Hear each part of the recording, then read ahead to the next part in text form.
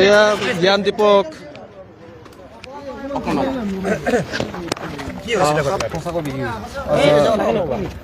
যোনটো শনি মন্দিৰৰ ওচৰত যোনটো নাকাটো মাৰি আছিলে পুলিচে তো মানে তাতে মোক ৰখাইছিলে এনেই নৰ্মেলি মানে তাতে আমাক নৰ্মেলি ডেলিভাৰী এজেণ্টবিলাকক যাবই দিয়ে বাহিৰত মানে সেইফালেদি পাৰ হৈ যাব দিয়ে তো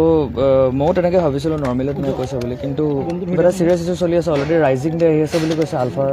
সেইকাৰণে তো সেইটো কাৰণে মানে অকণমান তাতে নাকাটো অলপ বেছিকৈ লগাইছিলে মোক মাতিলে মই মানে ভালকৈ গুৰুত্ব নিদিলোঁ প্ৰথমবাৰ তো নেক্সট টাইম তেনেকৈ মানে আহি হয় অকণমান প্ৰহাৰটো মোৰ ওপৰত বেছিকৈ কৰিলে প্ৰথমবাৰ কিন্তু মানে পিছত গৈ ভালকৈ বুজি পাইছোঁ যে কেছটো অলপমান বেলেগ আৰু যে অলৰেডি ৰাইজিং ডেৰ কাৰণে কিবা বেলেগ চিটুৱেশ্যনতে আছে পুলিচখিনি মানে সেয়াই আৰু আপুনি পলাবলৈ চেষ্টা কৰিছিল নেকি? পলাবলৈতো মই চেষ্টা কৰা মানে পলাবলৈ কি আৰু এনেই আমাৰ নো এণ্ট্ৰি থাকিলে আমি গুচি যাওঁ ন সেনেকৈ আৰু নৰ্মেলি আমি ওলাই গৈছিলোঁ আৰু সেইটোৱে আপোনাক আৰক্ষী থানাৰ ভিতৰত যিহেতু ইতিমধ্যে ইমান সময় ৰখা হ'ল আৰক্ষীৰ বিষয়াগৰাকীয়ে বা আৰক্ষীৰ বিষয়াসকলে কিবা ভয় ভাবুকি দিছে নেকি? নাই বৰ্তমান তেনেধৰণৰতো একো নাই বৰ্তমান মই তেনেকৈ একো ভবা নাই কৰিম বুলি আপোনাক কৈছে নেকি গোচৰ ৰুজু কৰাৰ কথা তেনেকুৱা ধৰণৰ কিবা কৈছে নেকি? নাই অলৰেডি মই গম পোৱা মতেতো একশ্যনটো লোৱা গৈছে তেওঁৰ ওপৰত মই গম পোৱা মতে যিহেতু তেওঁক ধৰক ছাছপেণ্ড কৰা গৈছে বুলি শুনা পাইছোঁ মই বাকী মোৰ তেনেকুৱা একো তেওঁৰ ওপৰত একো হেৰি কৰিম বুলি মই ভবা নাই তেনেকুৱা ধৰণৰ একো নাই আজি কিমানমান সময়ত হৈছিলে মূল ঘটনাটো কেতিয়া হৈছিল এইটো আপোনাৰ ধৰক 6:30 পৰা 7 মানৰ ভিতৰত হৈছিলে এতিয়াতো 11:30 বাজি গ'ল 5 ঘণ্টা ধৰি আপোনাক বহুৱাই ৰাখিলে থানাত কি হৈছিলে মাজৰ সময়খিনি কি ভিতৰত প্ৰহাৰ কৰা বুলি কৈছে যে বাহিৰতো প্ৰহাৰ কৰিছে ভিতৰতো আপোনাক প্ৰহাৰ কৰা বুলি কৈছে সঁচা নেকি এইটো মানে এতিয়া ধৰক কথাটো এইটো যিহেতু অলৰেডি আণ্ডাৰ প্ৰেছাৰত আছে যোৱাবাৰ যেনেকৈ 15 আগষ্টত কিবা বম হেৰি কৰা বুলি কৈছিলে আৰু এবাৰ মই নৰ্মেলি তেনেকৈ আচলতে পাৰ হৈ যাব নালাগিছিলে মোক ৰখিব গৈছিলে মই ৰখিব লাগিছিলে তালাচীটো সেইটো তালাচী বাৰু লোৱা যাব কাৰণ অলৰেডি মই ছাছপেক্ট টাইপৰে ট্ৰিট হোৱা হৈছিল হয় মই মোৰ এইটো ভুল স্বীকাৰ কৰিছোঁ যে মোক ৰখাইছিলে মই নৰখিলোঁ কথাটো সেইটো আপুনি শুনি ৰখা নাছিল নে আপুনি শুনাৰ পিছতো আচলতে আপুনি গুচি গৈছিল? নাই প্ৰথমবাৰ মই শুনিছিলোঁ কিন্তু মই ভাবিছিলোঁ চাগে নৰ্মেলি কিবা কৈছে কাৰণ নৰ্মেলি তেনেকৈ আমাক কয়ে মানে তাৰপিছতো হ'লেও একো নাই দে যা ডেলিভাৰী ইয়াতে নহ'লে এক পাক ঘূৰি আহিব লগা হয় আমাৰ মানে তেনেকুৱা তো আমাক বেছিকেলি আমাক যাব নাই সেইটো মিছা হয় আমাক মোৰ থানাৰ ভিতৰত মোক কোনেও একো প্ৰহাৰ কৰা নাই যিটো হৈছে চব বাহিৰতে হৈছে আৰু অলৰেডি আপোনালোকে ভিডিঅ'টো দেখিছে এটা ভিডিঅ'টোত যি দেখা গৈছে আপোনাৰ ওপৰত আক্ৰমণ কৰিছিলে আপুনি আৰু এই আৰক্ষী বিষয়াজনৰ বিৰুদ্ধে গোচৰ ৰুজু কৰাৰ কথা কিবা চিন্তা কৰিছে নেকি? নাই বৰ্তমান তেনেকুৱা একো মই চিন্তা কৰা নাই একো ভবা নাই আপুনি পঢ়ি আছে কটন বিশ্ববিদ্যালয়ত এতিয়া মই হয় মোৰ টাৰ্মটো বৰ্তমান কমপ্লিট হৈছে বাট মোৰ এক্সাম আছে দুটামান দিবলৈ তেনেকুৱা হয় আপোনাৰ ঘৰ ক'ত মোৰ তেজপুৰ কিমান দিনৰ পৰা কৰি আছে কাম মোৰ বেছি সময় হোৱা নাই আপোনাৰ ধৰক 1.5 মাহ মান ধৰি কৰি আছোঁ এতিয়া কিবা শাৰীৰিক অসুস্থতা কিবা প্ৰহাৰ কৰা আমি দেখা পাইছোঁ যিহেতু প্ৰচণ্ড চৰ সোধাইছে আপোনাক ডিঙিত টেটু চেপি ধৰিছে গতিকে কিবা আপোনাৰ কিবা এতিয়া কিবা ইঞ্জুৰি মেডিকেল যিহেতু কৰা হ'ল আপোনাৰ মেডিকেল মানে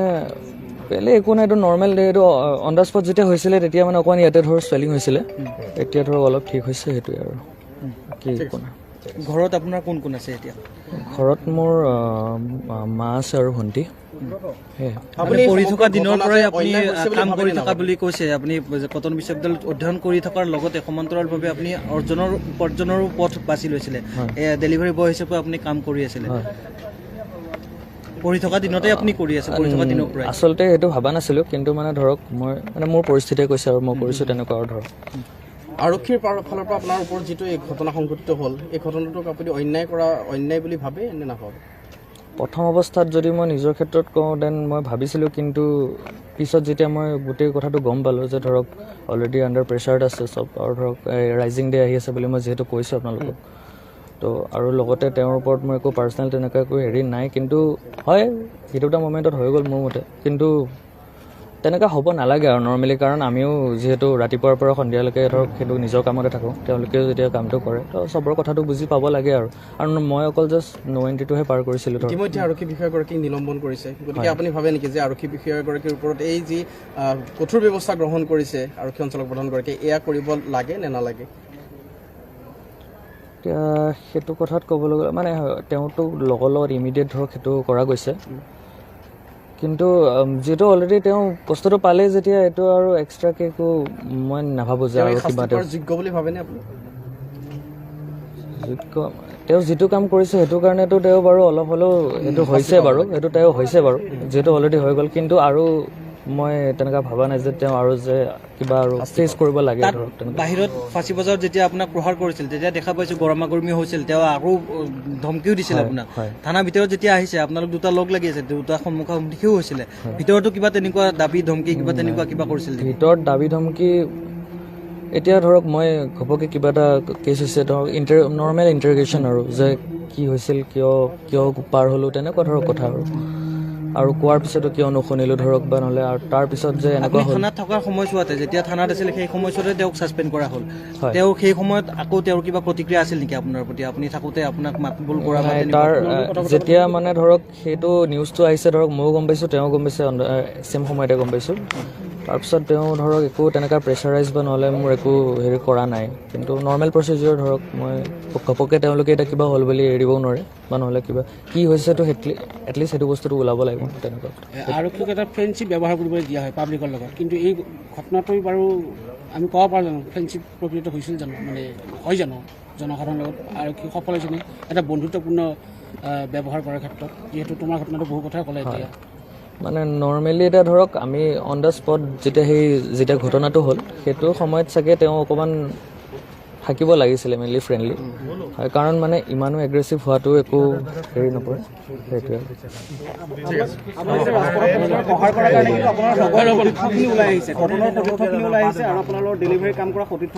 হয়, তেওঁলোকক মই ধন্যবাদেই জনাইছোঁ, কাৰণ মানে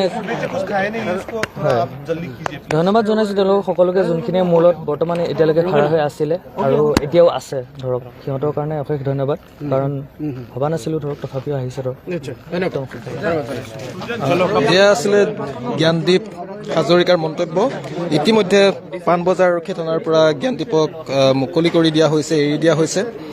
ইতিমধ্যে DGPয়ে টুইট কৰি ঘোষণা কৰিছে যে যিগৰাকী আৰক্ষী বিষয়াই প্ৰহাৰ কৰিছিল জ্ঞানদীপক, সেই জ্ঞানদীপক ইতিমধ্যে প্ৰহাৰ কৰা সেই আৰক্ষী বিষয়াগৰাকী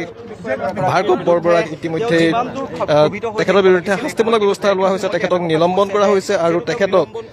তেখেতৰ বিৰুদ্ধে বিভাগীয় তদন্ত ঘোষণাও কৰা হৈছে। কিন্তু এই মুহূৰ্তত প্ৰশ্ন উত্থাপন হৈছে যে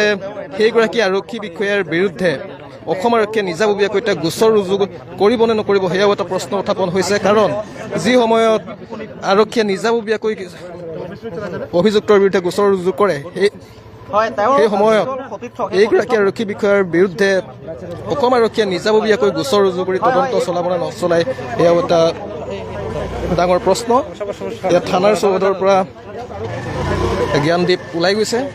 যিখন বাহনৰ সৈতে তেখেতক ধৰা হৈছিল সেই বাহনেৰে ওলাই গুচি গৈছে ইতিমধ্যে।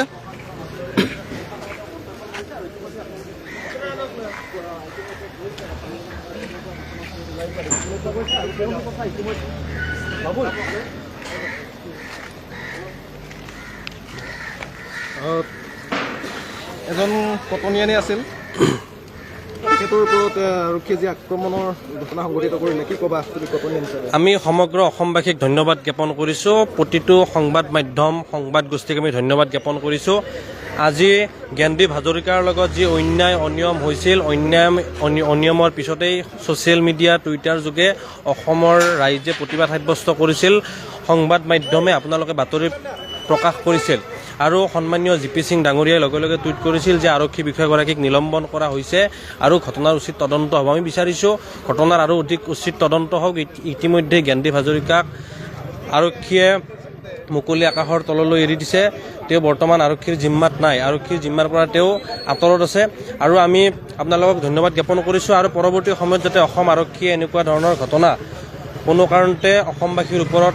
নকৰে, অসমবাসীক তেওঁলোকে যন্ত্ৰণা নিদিয়ে, তাৰ বাবে আমি অসম আৰক্ষীক অনুৰোধ জনাইছোঁ। আৰু অসম আৰক্ষীয়ে যাতে